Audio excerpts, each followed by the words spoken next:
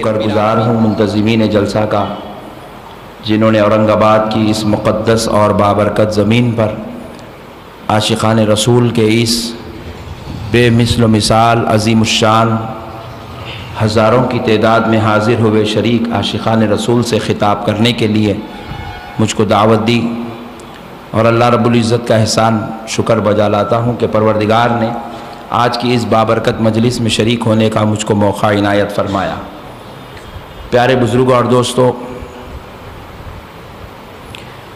آج کے جلسے کا ایک بہترین عنوان ادب مصطفیٰ صلی اللہ علیہ وآلہ وسلم، سرکار کے ادب کے تعلق سے میں کچھ بات آپ کی خدمت میں عرض کروں۔ پہلے یہ بات بتا دوں کہ اگر ادب ہے تو انسانیت ہے، اور اگر ادب نہیں ہے تو پھر انسانیت بھی نہیں ہے۔ لوگ کہتے ہیں ہم میں اور جانور میں فرق یہ ہے کہ ہم بات کرتے ہیں اور جانور بات نہیں کرتا۔ میں کہتا ہوں شاید جانور سے بات کرتا ہے۔ ہم میں اور جانور میں بات کا فرق نہیں ہے، ہم میں اور جانور میں ادب کا فرق ہے۔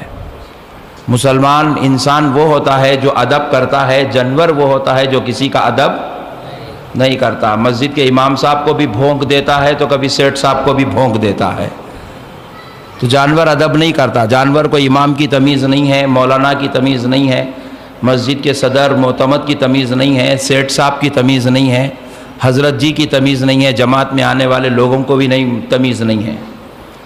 پیارے بزرگ اور دوستو، غور کرنے والی بات ہے، حق اور ایمان بھی یہی ہے کہ اہل سنت والجماعت اسی جماعت کو کہتے ہیں جس کا پورا دار و مدار ادب پر ڈیپینڈ ہے۔ کئی لوگ پوچھتے رہے کہ بھائی اہل سنت والجماعت میں اور دیگر 72 جماعتوں میں فرق کیا ہے؟ ٹوپی تو آپ بھی پہن رہے ہیں، ٹوپی وہ بیچارہ بھی پہن رہا ہے، داڑھی آپ بھی چھوڑ رہے ہیں، داڑھی وہ 72 جماعت والے بھی چھوڑ رہے ہیں، کالے کپڑے تو سنی لوگ بھی پہنتے ہیں، انہیں بھی کالے کپڑے پہن رہا ہے۔ فرق کیا ہے؟ فرق بس اتنا ہے کہ وہ بے ادب ہے اور ہم ادب والے ہیں۔ فرق بس اتنا ہے، جھنڈے کا، فاتحہ کا، سلام کا فرق نہیں ہے۔ یہ تو ہماری خوش نصیبی اللہ نے ہم کو دینے کی توفیق عطا فرمائی ہے۔ یہ تو ہماری خوش نصیبی ہے کہ اللہ نے ہمیں فاتحہ والا بنا دیا ہے، عوددانوں کے گھر میں پیدا کر دیا ہے۔ یہ تو اللہ کا بہت بڑا احسان ہے۔ پروردگار نے خوشبو کے ماحول میں رکھا ہے نہیں، اور اللہ کا شکر یہ ہے کہ گھر میں بٹھاتا ہے، گھر کی بیوی کے ہاتھ کا کھلاتا ہے، ورنہ لوگوں کو 40 دن تک بیوی بچوں کے ہاتھ کا کھانا نصیب نہیں ہو رہا ہے۔ یہ تو اللہ کا بہت بڑا احسان ہے، اللہ ہم کو اپنے گھر والوں کا، اپنے ماں کا، اپنے بہن کا، اپنی بیوی کے ہاتھ کا کھلا رہا ہے۔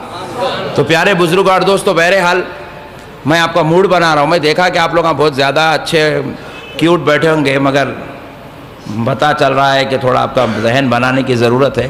تو بہرحال سنیت کا پورا دار و مدار ادب پر ہے۔ اب ہم لوگوں کو لوگ پوچھے وہ درگاہ کو جا کے جھکتے کئی کو، فرض ہے، واجب ہے، سنت ہے، نفل ہے، 56 سوالہ کرے تو بولا دیوانے ہیں تو یہ فرض کا سوال لایا کئی کو ہے؟ بھائی جھکنے سے فرض کا کیا تعلق ہے آپ بولیے؟ ایک صاحب اگر کوئی ضعیف ہے، لکڑی پکڑ کے چل رہے ہیں، کئی کو لیے مول صاحب لکڑی ہاتھ میں فرض ہے کیا پوچھے تو وہ لکڑی لے کے مارتے انہوں۔ میرے پیارے بزرگ اور دوستو، فرض اس کو پوچھا جائیں گا جس کا تعلق قرآن سے ہے، جس کا تعلق حدیث سے ہے۔ بھائی اگر کوئی مسلمان درگاہ کو جاتا ہے اور کسی ولی اللہ کی مزار کو چوم لیتا ہے، مزار کو جو ہے اپنا ماتھا لگا لیتا ہے، تو اس کو فرض، واجب، سنت کیوں پوچھا؟ یہ کیوں کر رہا ہے؟ بات سمجھ میں آئی نا بھائی؟ یہ کیوں لکڑی کیوں پکڑے ہیں آپ؟ فرض ہے، واجب ہے، سنت ہے، یہ سوال نہیں ہے۔ لکڑی کیوں پکڑے ہیں پوچھے تو اب وہ ضعیف عمر والا شخص جواب دے گا کہ بیٹا میرے گھٹنوں میں درد ہے اس لیے لکڑی پکڑ کے چل رہا ہوں۔ یہ پوچھ کے درگاہ پہ جھکتا کیوں ہے؟ فرض، واجب، سنت مت پوچھ، یہ پوچھ کے جھکتا کیوں ہے؟ تو اب جھکنے والا جواب دے گا سن نادان، میں فرض سمجھ کر نہیں چومتا ہوں، واجب سمجھ کر ماتھا نہیں لگاتا ہوں، آنکھوں کا بوسہ سنت سمجھ کے نہیں دیتا ہوں، اللہ کا ولی ہے، ادب کی وجہ سے جھک رہا ہوں، ادب کی وجہ سے جھک رہا ہوں، تعظیم کی وجہ سے جھک رہا ہوں، محبت کی وجہ سے جھک رہا ہوں۔ اس اللہ کے ولی کا ادب ہے، یہ وہ ولی اللہ ہے جس پر اللہ کی رحمتوں کا نزول ہوتا ہے، تجلیات و انوار کا نزول ہوتا ہے، جس کو رب محبت کرتا ہے، جس سے رب پیار کرتا ہے. ارے یہ وہ ولی اللہ ہے جس کی عظمت کو خدا ہو کر اپنے مقدس کلام قرآن مجید میں بیان کرتا ہے. تو اب ایسے کا ادب نہیں کروں گا تو اور کیا کروں گا؟ ادب کے خاطر جھکتے، اس میں اتنا ٹینشن کی کیا بات ہے؟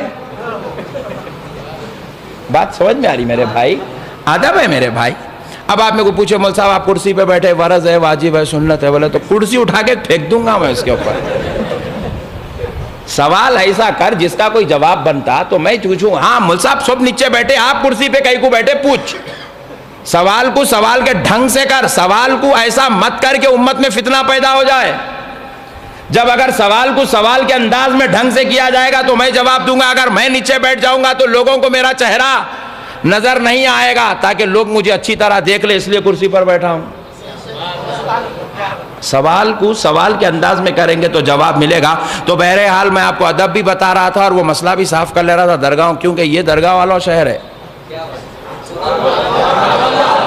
یہ اولیاء اللہ کا شہر ہے. پورے ہندوستان میں اگر کہیں نگینہ رہتا ہے تو وہ خلد آباد، دولت آباد، اورنگ آباد کو کہا جاتا.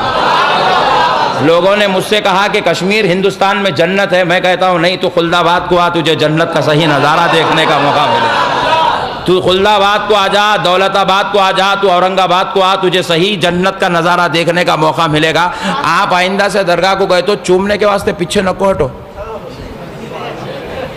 اور چومنا چمانا تو اہل سنت کا کام ہے. کیا میرے بھائی؟ ہمارے پاس دیکھو، آپ بزرگوں کو دیکھے ہاتھ چومنا، اماں جان کو دیکھے پیراں چومنا، بابا جان کو دیکھے ماتھا چومنا، بیٹے کو دیکھے تو چومنا، ولی اللہ کی مزار کو دیکھے تو چومنا، جھنڈا دیکھے تو چومنا، قرآن شریف دیکھے تو چومنا. ارے حد تو یہ ہے کعبہ دکھے تو کعبے کو چومنا. اور یہ ڈپلیکیٹ قسم کا ہے میرے بھائی. دیکھیے، اگر چومنے سے الرجی ہے، اگر چومنا شرک ہے، چومنا ناجائز ہے، چومنا بدعت ہے، چومنا گناہ ہے، چومنا اسلام کے خلاف ہے، تو پھر یہ جتنے لوگ آج حج کو جا رہے ہیں، عمرہ کو جا رہے ہیں، ذرا ان سے پوچھو میرے بھائی، کعبۃ اللہ شریف میں جب آپ جائیں گے ہندوستان سے تو احرام باندھ کے جائیں گے نا بھائی؟ چاہے عمرہ کی نیت سے جائیں، چاہے حج کی نیت سے جائیں، احرام باندھ کے جائیں گے. احرام باندھ کے جانے کے بعد اب آپ کو کرنا ہے طواف. طواف اس وقت تک آپ شروع نہیں کر سکتے جب تک آپ حجر اسود کو نہیں چوم لیتے. حجر اسود کو چومنے سے طواف شروع ہوتا ہے. اب آپ ذرا غور کیجئے، حجر اسود ہے کیا؟ خدا ہے؟ نبی ہے؟ رسول ہے؟ نہیں، پتھر ہے. کیا ہے بھائی ذرا بولیے؟ میرے بھائی، انہوں پتھر کو چومتا، یہ پورے جماعت والے پتھر کو چوم رہے نہیں چوم رہے؟ بولو میرے بھائی. اگر میں پیچھے ٹھہر کے شرک بولا تو بولو نا جی بھائی. یہاں درگاہ کو چومے تو شرک ہوتا، وہاں جا کے پتھر کو چومے تو ثواب ہوتا. واہ، کیا دین بنا کے لائے رے بھائی. کون سی پروڈکٹ، کون سی فیکٹری میں بنا ہوا دین ہے یہ میرے کو آج تک سمجھ میں نہیں آیا. یہاں جو ہے درگاہ کو چومے، جھنڈے کو چومے، قرآن کو چومے، اللہ کے ولی کے ہاتھ کو چومے، بدعت، ناجائز ہے. تم اللہ کے برابر کا درجہ دے رہو ہو. ارے کسی کو نہیں چومنا اللہ کے برابر کا درجہ دینا ہے. اللہ وہ ہے جس کو چوم نہیں سکتے، اور کسی کو چومنا اس بات کی دلیل ہے کہ یہ اللہ نہیں ہے. اسی لیے اللہ رب العزت اپنے دربار میں بولے بندو وہاں نہیں چومتے، یہاں بولے.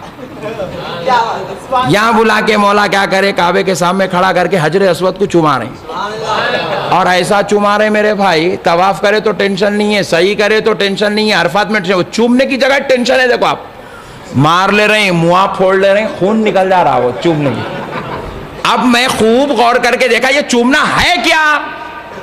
پوائنٹ نوٹ کیا جائے، یہ چومنا کیا ہے مولا؟